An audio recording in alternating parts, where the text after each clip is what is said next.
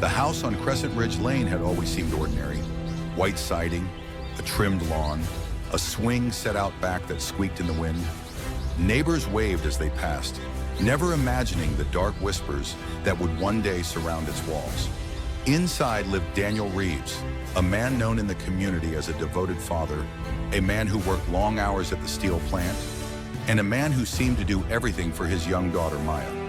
But on the night of October 3rd, 2016, everything changed. Police cars lit up the street, their blue lights painting the quiet neighborhood in chaos. Inside the house, officers discovered a scene that would tear apart not just one family, but an entire town's trust. The line between protector and predator was suddenly blurred, and people were left to ask the haunting question, was Daniel Reeves a loving father or a cold-blooded killer? Before we uncover the chilling truth, make sure you subscribe and stay with this story until the end, because the more you learn about Daniel's life, the less certain you'll be about who he truly was. By all appearances, Daniel had lived a life people envied. He wasn't wealthy, but he was respected. He drove a beat-up pickup truck, wore the same work boots for years, and spent most weekends coaching Maya's Little League team. Parents said he was patient, encouraging, and always the first to volunteer. At church, Daniel sat in the front pew, arm around his daughter, smiling as she sang with the children's choir. His wife, Elena, often described him as the kind of man who would work himself to death just to keep a roof over our heads. But behind closed doors, Elena confided to friends that Daniel had grown distant. He often stayed late at work, sometimes disappearing for entire nights. When questioned, he would brush it off as overtime or exhaustion. Yet Elena noticed the signs: secretive phone calls, unexplained expenses, and a temper that surfaced only at home. Still, nobody imagined violence. Nobody thought Daniel, quiet, hard-working Daniel, was capable of anything more than being tired and withdrawn. Until that night. On the evening of October 3rd, Elena claims she heard a loud crash from the basement. She rushed down the stairs, only to find Daniel standing over a man's body. Blood pooled beneath the stranger's head, a heavy wrench lying beside him. Daniel's explanation was simple, too simple. He said the man was an intruder, that he had broken into their home, and Daniel was only defending his family. But Elena noticed something chilling. The basement window wasn't broken, and the man's wallet found in his pocket contained a driver's license with a familiar last name. The name was Reeves. Police identified the victim as Andrew Reeves, Daniel's estranged younger brother. A man Daniel hadn't spoken to in nearly a decade.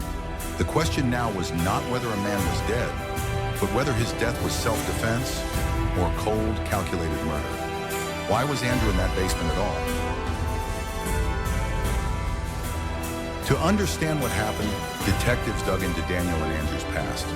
What they found painted a darker picture of family ties torn apart. Growing up, Daniel had been the responsible older brother. He worked part-time jobs in high school, kept his grades steady, and was often left to clean up the mess Andrew made. Andrew, by contrast, was the wild one. Arrests for petty theft, fights at bars, failed relationships. Their mother's death in 2008 seemed to push them further apart. Daniel inherited the house. Andrew drifted from city to city, barely making contact. And when their father passed 2 years later, the brothers didn't even stand beside each other at the funeral. But in the weeks leading up to his death, Andrew had been seen around town. A few neighbors recalled him visiting the house on Crescent Ridge Lane. Others remembered arguments near Daniel's truck in the driveway.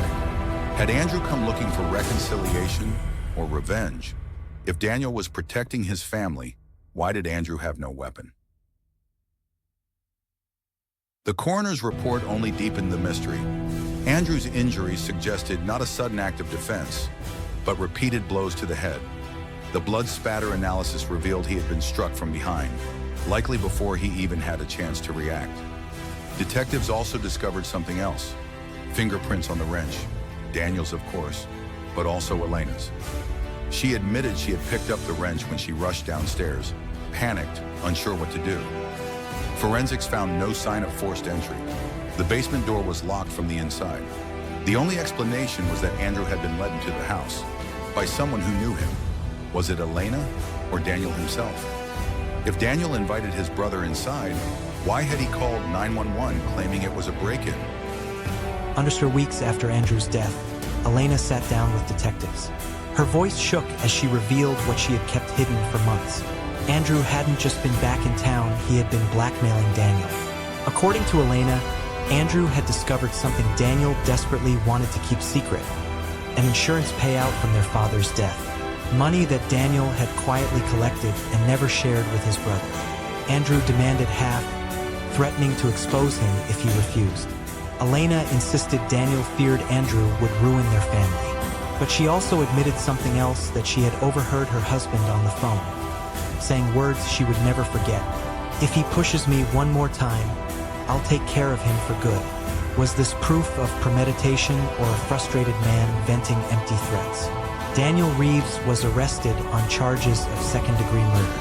The trial gripped the community. Neighbors packed the courtroom, torn between loyalty to the man they thought they knew and the horrific possibility that he had betrayed them all. Prosecutors painted Daniel as a manipulative killer, a man who lured his brother into the basement under the guise of reconciliation, only to strike him down in cold blood. They highlighted his lies to police, his 911 call about a supposed intruder, and Elena's testimony about the blackmail. The defense countered with a different story. Andrew was unstable. He had a history of violence. Daniel acted out of fear in a chaotic moment where adrenaline took over. They argued that Elena's memory of the phone call was unreliable, tainted by stress. Every witness seemed to pull the story in a different direction. Was Daniel a hero who protected his home, or a brother who silenced a threat permanently? Then came the evidence that shocked even the jury. During the trial, prosecutors introduced something unexpected: a drawing by Daniel's daughter, Maya. Found in her school notebook, it showed a stick figure holding what looked like a hammer or wrench, standing over another figure lying on the ground. Next to it, in shaky letters, Maya had written, "Daddy mad at Uncle." The courtroom fell silent. The image of a child's innocent perspective carried weight no forensic report could match. The defense argued it was nothing more than a child's imagination, influenced by overheard conversations. But the damage was done. Jurors couldn't shake the image of a little girl drawing what she might have seen. Was Maya an accidental witness, or was her drawing misunderstood entirely? After weeks of testimony, the jury delivered its verdict: guilty of manslaughter. Daniel Reeves was sentenced to 20 years in prison. The town was left divided. Some believed justice had been served. Others whispered that Daniel had been railroaded by a system eager for a conviction. Elena moved away with Maya, never to be seen again in Crescent Ridge. But the story didn't end there, because 2 years into Daniel's sentence, new evidence surfaced, evidence that would throw everything into doubt. A retired detective reviewing cold cases stumbled upon DNA results from the Reeves home. Samples taken from under Andrew's fingernails, overlooked during the initial trial, revealed something shocking. They didn't match Daniel. They matched Elena. The revelation suggested Andrew may have struggled not with his brother, but with Daniel's wife. Suddenly, questions about that night took on a new light. Was Daniel covering for Elena? Had she struck the fatal blow, leaving him to take the fall? Or had they both been involved all along? As investigators reopened the case, one haunting question remained. Was the real killer still free? And so, the story of Daniel Reeves remains unsettled. A man branded a killer, a wife with hidden truths, a daughter who may have seen more than anyone realized.